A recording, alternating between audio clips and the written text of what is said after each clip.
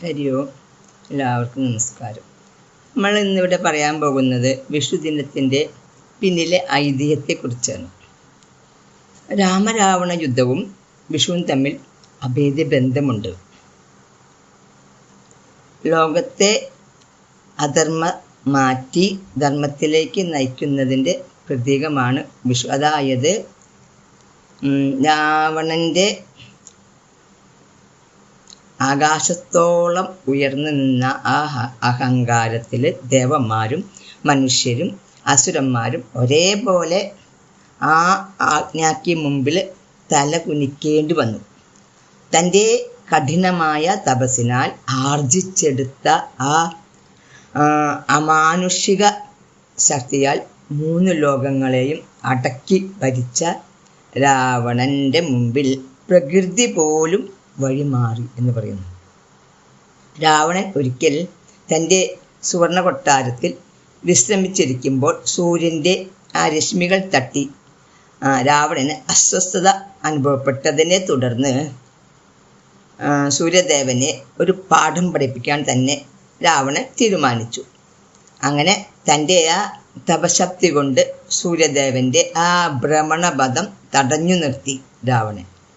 എന്നിട്ട് തൻ്റെ ലങ്കയ്ക്ക് മുമ്പിൽ ഉദിക്കാൻ സൂര്യദേവന് അനുവാദം ഇല്ലായിരുന്നു.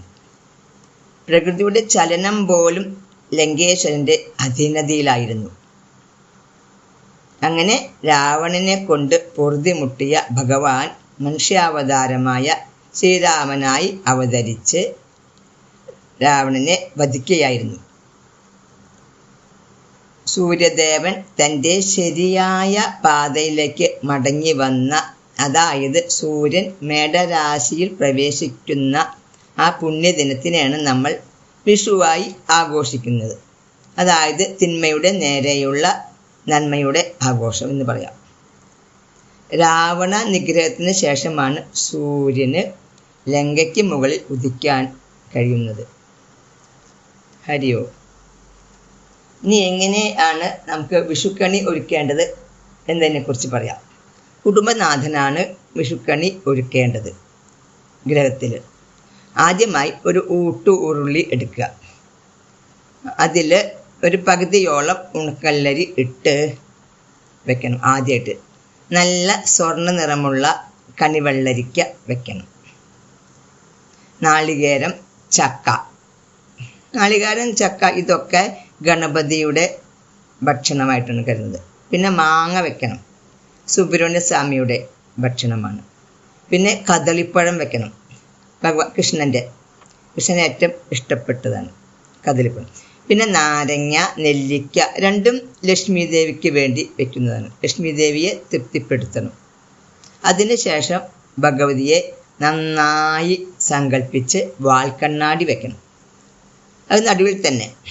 അതിന് പുറത്ത് ഒരു സ്വർണ്ണമാല ചാർത്തി പിന്നെ കണിക്കൊന്ന വെക്കണം. കണിവെള്ളരി ഭഗവാന്റെ കരുതുന്നത്.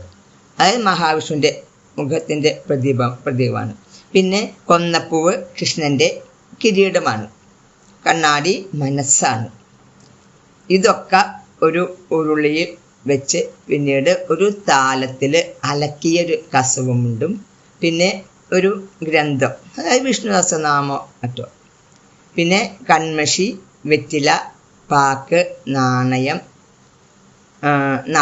നവദ്യാനം ഇതൊക്കെ വെക്കണം. വിളക്ക് കൊളുത്തി വയ്ക്കുക. നെയ്യാണെങ്കിൽ വളരെ നന്ന്. ഒന്നുകിൽ 5 തിരി അല്ലെങ്കിൽ 7 തിരി.